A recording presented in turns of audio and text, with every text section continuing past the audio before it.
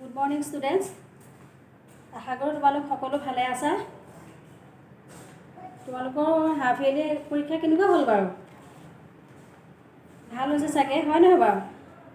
মই বাৰু ইংলিছৰ বহিখিনি চেক কৰিছোঁ। সেইখিনি তোমালোকে প্ৰায়ভাগৰে ভাল হৈছে, কিছুমানৰ অলপ গণ্ডগোল হৈছে বাৰু।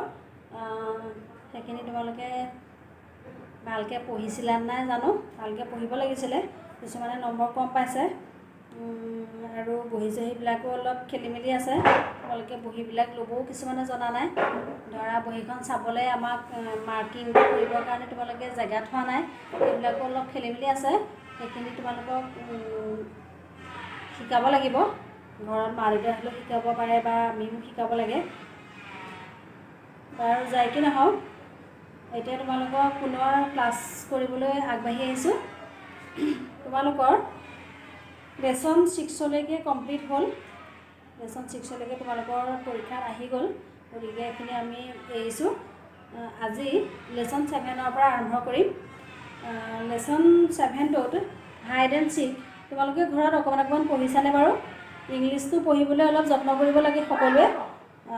ধৰা ইংলিছটো পঢ়িব নোৱাৰিলে দিগদাৰেই হ'ব। অকল ইংলিছ বুলিয়ে নহয়, অসমীয়াখিনিও তোমালোকে জোটাই বানান কৰি পঢ়িবলৈ শিকিব লাগিব ঘৰত। গতিকে অলপ তোমালোকে পঢ়াটো গুৰুত্ব দিবা, লিখা মেলাটো গুৰুত্ব দিবা, লগতে পঢ়াটো গুৰুত্ব দিবা। লিখিলে আখৰখিনি তোমালোকৰ ভাল হ'ব আৰু পঢ়িলে তোমালোকৰ স্পেলিংবিলাক ভাল হ'ব। কিবা যদি ভুল হয়, ধৰা মা দেউতাই তোমালোকক ঘৰত শুদ্ধ কৰি দিব পাৰিব।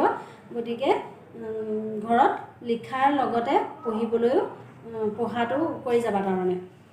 এতিয়া লেচন 7 আছিলে হাইড এণ্ড চিক। হাইড এণ্ড চিক মানে কি গম পাইছানে? লুকা ভাকু। লুকা ভাকু বুজি পোৱা নে কি? আমি যে খেলোঁ, তোমালোকে খেলা নাই বাৰু? আমি কিন্তু সৰুতে খেলিছিলোঁ লুকা ভাকু খেলখন। তোমালোকেও চাগে চিনি পোৱা, হয় নহয়? জানা চাগে সেইটো। কোনোবা এজনে যে চাই, কোনোবাবিলাক যে লুকাই, হয় নহয়? সেইটোৱে হ'ল হাইড এণ্ড চিক। বিচাৰিব লাগে, সেয়া হ'ল হাইড এণ্ড চিক। লুকা ভাকু খেল বুলি কোৱা হয়। এতিয়া ইয়াতো সেই তেনেকুৱা ধৰণৰ এটা কাহিনী ইয়াত পাবা তোমালোকে। সেইখিনি মই এতিয়া তোমালোকক বুজাবলৈ আৰম্ভ কৰিম। তোমালোকে সকলোৱে কিতাপ মেলি ল'বা। মেলি লৈ মই যেনেদৰে পঢ়ুৱাওঁ সকলোৱে কিতাপ চাই তেনেকৈ বুজিবলৈ যত্ন কৰিবা। এতিয়া হাইড এণ্ড চিক আমি লেচনটো আৰম্ভ কৰিবলৈ লৈছোঁ। Nikita and her little brother Nikhil are visiting their grandmother's big farm. এতিয়া ইয়াতে দুটা ল'ৰা ছোৱালী আছে। এটা হ'ল নিকিতা আৰু এজনী হ'ল নিকিতা, সেইজনী ছোৱালী, আৰু তাইৰে এটা সৰু ভায়েক আছিলে, তাৰ নাম হ'ল নিখিল। এতিয়া চাবা, Nikita and her little brother, Nikita আৰু তাইৰ সৰু ভায়েকটো কি হৈছিলে? Are visiting their grandmother's big farm. তেওঁলোক দুয়োটাই কি কৰিছিলে? আইতাকৰ এখন ডাঙৰ ফাৰ্ম আছে। ফাৰ্ম মানে হ'ল খেতি পথাৰ বা ফিল্ড, এনেকুৱা ধৰণৰ এখন ফাৰ্ম আছে, খেতি পথাৰ আছে। গতিকে তাত তেওঁলোক দুয়োটা ফুৰিবলৈ আহিছিল। Nikita likes to run in the fields with dogs. নিকিতাই কি কৰিছিলে? নিকিতা লাইকছ টু ৰান, নিকিতাই দৌৰিবলৈ ভাল পাইছিলে। In the fields with dogs, কুকুৰৰ সৈতে তাই সেই পথাৰখনত দৌৰিবলৈ ভাল পাইছিলে। She loves to play hide and seek in the barn. তাই ভাল পাইছিলে টু প্লে হাইড এণ্ড চিক, তাই লুকা ভাকু খেলিবলৈ ভাল পাইছিলে। ইন দ্য বাৰ্ণ, বাৰ্ণ মানে হ'ল শস্যৰ ভঁৰাল। তোমালোকৰ ঘৰত ধৰা ধান খেতি যদি কৰিছে কোনোবাই, ধান খেতি কৰা মানুহৰ ঘৰত য'ত জমা কৰি থয় ভঁৰালটো, সেইটো ভঁৰাল বুলি কোৱা হয়। শস্য য'ত থৈ দিয়া যায়, জমা কৰি থোৱা যায়, সেইটোকে ভঁৰাল বুলি কোৱা হয়, বাৰ্ণ বুলি কয়। শস্যৰ ভঁৰাল মানে।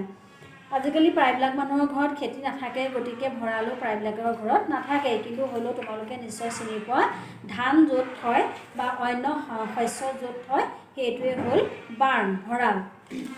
শ্বি loves to play hide and চিক, তাই লুকা ভাকু খেলিবলৈ ভাল পায়। ইন দ্য বাৰ্ণ, ভঁৰালত উঠি বা ভঁৰালটোৰ সৈতে, ভঁৰালৰ পিছত থাকি বা ভঁৰালতে মানে তাই লুকা ভাকু খেলিবলৈ ভাল পায়। হোৱেৰ ইজ নিখিল আস্কড মাদাৰ। মাকে তেতিয়া সুধিলে নিখিল ক'ত আছে? হোৱেৰ ইজ নিখিল, নিখিল ক'ত আছে বুলি মাকে সুধিলে। It is time for him to drink milk said she. তেতিয়া মাকে কৈছে যে তাৰ গাখীৰ খোৱাৰ সময় হৈছে। It is time for him, তাৰ এতিয়া সময় হৈছে টু ড্ৰিংক মিল্ক, গাখীৰ খোৱাৰ সময় হৈছে সেইবুলি মাকে ক'লে। দ্য ডগ ৱেকছ আপ, কুকুৰটো সাৰ পাই উঠিলে। এতিয়া তোমালোকে কিতাপখনে চোৱা, এই ছবিটোত চোৱা মানুহজনীৰ ওচৰতে এইটো কুকুৰ আছিলে, কুকুৰটো মানে শুই আছিলে দুৱাৰমুখতে। গতিকে মাকে তাক আহি পেলাই সুধিলে যে হোৱেৰ ইজ নিখিল, নিখিল ক'ত আছে, তাৰ এতিয়া গাখীৰ খাব হৈছে। তেতিয়া কথাখিনি কওঁতে কুকুৰটো সাৰ পাই উঠিছিল।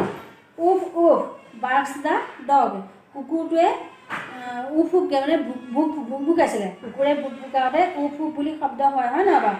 গতিকে কুকুৰে কি কৰিছিলে, ভুক ভুকাইছিলে আৰু আই উইল লুক ফৰ হিম, আৰু কৈছিলে যে মই তাক বিচাৰি যাম। কুকুৰটোৱে মাকক কৈছিল যে, নিখিলৰ মাকক কৈছিল যে মই তাক বিচাৰি যাম।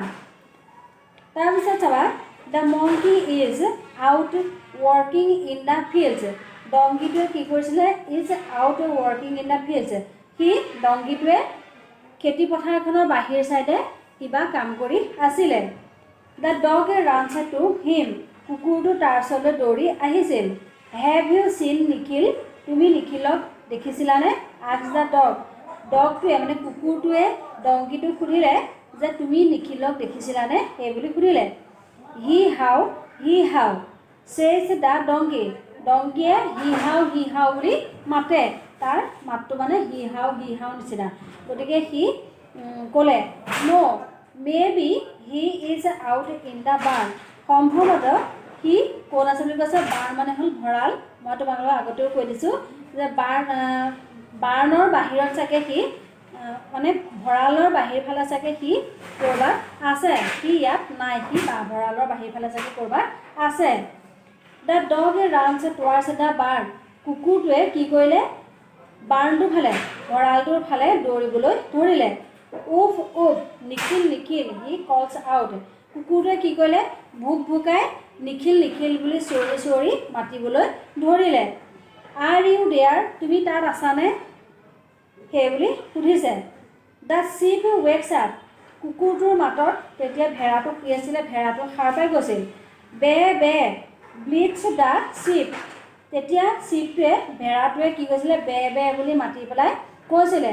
মে be he is hiding behind the barn, সম্ভৱতঃ সি ক'ৰবাত লুকাই আছে বুলি কৈছে, ভঁৰালটোৰ পিছ চাইডে বেক চাইডে সি লুকাই আছে বুলি সম্ভৱ কৈছে। সম্ভৱ সি ভঁৰালটোৰ পিছফালে সি লুকাই থাকিব পাৰে বুলি কোনে ক'লে, ভেড়াটোৱে ক'লে। The dog and the sheep look behind the barn, তাৰপিছতে কি হ'ল, কুকুৰটোৰ লগত শ্বিপটো লগ লাগিলে, কুকুৰটোৰ লগত ভেড়াটো লগ হৈ পেলাই কি কৰিলে, ভঁৰালটোৰ পিছফাললৈ নিখিলক বিচাৰি গ'ল। Come out Nikhil shout the sheep, ভেড়াটোৱে চিঞৰি উঠিছিল, নিখিল ওলাই আহা, ভেড়াটোৱে সেইবুলি চিঞৰি আছিল। নিখিল ওলাই আহা, সেইবুলি ভেড়াটোৱে চিঞৰি উঠিছিল। দ্য কাউ ৱেকছ আপ, তেতিয়া গৰুটো শুই আছিলে, গাই গৰুজনী শুই আছিলে আৰু তাই কি হ'ল, উঠি পৰিছিলে। মৌ মানে হ'ল হেম্বেলিয়াইছিলে, আৰু মৌজ দ্য কাউজ, গাই গৰুজনীয়ে হেম্বেলিয়াইছিলে। হোৱাট ইজ ৰং, কি ঘটিছে এনেকৈ বুলি তাই সুধিলে। উই কেনট ফাইণ্ড নিখিল চেজ দ্য ডগ, ডগটোৱে কুকুৰটোৱে তেতিয়া ক'লে যে, কাউজনীক কুকুৰটোৱে গৰুজনীক ক'লে যে আমি নিখিলক বিচাৰি পোৱা নাই। দ্য কাউ চেজ, গাই গৰুজনীয়ে ক'লে, মে be he is sleeping in the barn, সম্ভৱতঃ নিখিল ভঁৰালটোৰ ভিতৰত শুই আছে। গাই গৰুজনীয়ে ক'লে যে সম্ভৱ মানে শুই থাকিবও পাৰে, ভঁৰালটোৰ ভিতৰত শুই থাকিবও পাৰে বুলি গাইজনীয়ে ক'লে। Then we must wake him up, তেতিয়াহ'লে চেজ দ্য ডগ, তেতিয়া কুকুৰটোৱে ক'লে যে তেতিয়াহ'লে আমি তাক উঠাই দিয়া ভাল হ'ব, তাক সাৰ পাই দিয়া ভাল হ'ব। All the animals begin to yell, সকলোবিলাক জন্তু লগ হৈ, জন্তুকেইটা কোন কোন আছিলে, গাই গৰু আছিলে, তাৰপিছত ভেড়া আছিলে, ডংকি আছিলে, হয় নাই, কুকুৰ, এই সকলোবিলাক জন্তু লগ হৈ পেলাই আনন্দতে চিঞৰিবলৈ ধৰিলে। বে মৌ হি হাউ উফ উফ, মানে প্ৰত্যেকটো জন্তুৱে নিজৰ মাতটো দি পেলাই, ধৰা চিপটোৱে দিলে বে বুলি মাতিলে, মু মু বুলি গৰুৱে মাতিলে, হি হাও বুলি ডংকিটোৱে মাতিলে, উফ উফ বুলি কুকুৰটোৱে মাতিলে। গতিকে আমি পাঠটোত পোৱা আটাইকেইটা জন্তুৱে একেলগে চিঞৰিবলৈ ধৰিলে। মামা মামা মামা নিখিল ৱেকছ আপ। সি জন্তুবিলাকৰ সকলোৰে মাতবোৰ কোহাল শুনি পেলাই, চিঞৰ বাখৰ শুনি পেলাই সি নিখিল সাৰ পাই গৈছিলে। সাৰ পাই উঠি পেলাই সি কি চিঞৰিলে, মা মা মা বুলি সি চিঞৰি উঠিল। He was indeed slip in the burn. প্ৰকৃততে সি ভঁৰালটোৰ ভিতৰতে শুই আছিল। Mother thanks all the animals. মাকে সকলোবিলাক জন্তুকে ধন্যবাদ জনালে। দে চিম্পলি চে। তেওঁলোকে একেলগে সাধাৰণভাৱে ক'লে, বে বে মু মু হি হাও উফ উফ। আটাইকেইটা জন্তুৱে একেলগে সাধাৰণভাৱে চিঞৰি উঠিল, নিজৰ নিজৰ মাতকেইটাই মাতি উঠিল। The donkey was the loudest of them all. ইয়াৰে ভিতৰত, এই জন্তুকেইটাৰ ভিতৰতে ডংকিৰ মাতটোৱে সকলোতকৈ ডাঙৰ আছিল। গম পাইছেনে কথাটো? যেতিয়া মাকে সকলোকে ধন্যবাদ দিলে, কাৰণ জন্তুকেইটাৰ কাৰণেই নিখিলক মাকে বিচাৰি পালে, আৰু সেইকাৰণে মাকে আটাইকেইটা এনিমেলছকে ধন্যবাদ জনালে। ধন্যবাদ জনোৱাৰ লগে লগে জন্তুকেইটাই ভাল পালে, মনটোতে ভাল পাই পেলাই প্ৰত্যেকেই ডংকিয়ে ধৰা হি হাও বুলি ক'লে, কুকুৰটোৱে উফ উফ বুলি ক'লে, চিপটোৱে বে বে বুলি ক'লে, আৰু কাউজনীয়ে কি বুলি ক'লে, মু মু বুলি একেলগে চিঞৰি উঠিল। আৰু এই মাতবিলাকৰ আটাইকেইটা এনিমেলছৰ মাতৰ ভিতৰতে ডংকিৰ মাতটো সকলোতকৈ ডাঙৰ হৈ উঠিছিল। এতিয়া এইটো এটা বৰ ধুনীয়া কাহিনী। তোমালোকে নিশ্চয় পঢ়ি ভাল পাইছা, হয় নহয়? কাহিনীটো তোমালোকৰ ভাল লাগিছে চাগে। মোৰো ভাল লাগিছে তোমালোকক বুজাই। গতিকে তোমালোকে বুজি পাইছা বুলি ভাবিছোঁ। যদি এবাৰতে বুজি পোৱা নাই, তেতিয়াহ'লে তোমালোকে পুনৰ ৰিপিট কৰি পেলাই চাবা ভিডিঅ'টো, তেতিয়া তোমালোকে বুজি পাবা, হয় নহয় বাৰু? তাৰপিছত ইয়াৰ পাছতে আছে, আমি কুৱেশ্যন আলোচনা কৰিম। গেট ছেট গ'। লেচনটোৰ আৰম্ভণিতে আছে গেট ছেট গ'। তোমালোকে সকলোৱে কিতাপত চোৱা। গেট ছেট গ'ৰ 1 কুৱেশ্যনটো চাবা। Have you been to A farm. Have you been to A farm. তোমালোকৰ মানে কি ফাৰ্ম আছেনে সুধিছে। তোমালোকৰ প্ৰত্যেকৰে তেনেকুৱা ফাৰ্ম আছেনে সুধিছে। আমি কি কৰিম, আছে জানো আমাৰ সকলোৰে? প্ৰত্যেকৰেতো নাথাকে চাগে ন। গতিকে লিখি আই হেভ নট লিখিব লাগিব।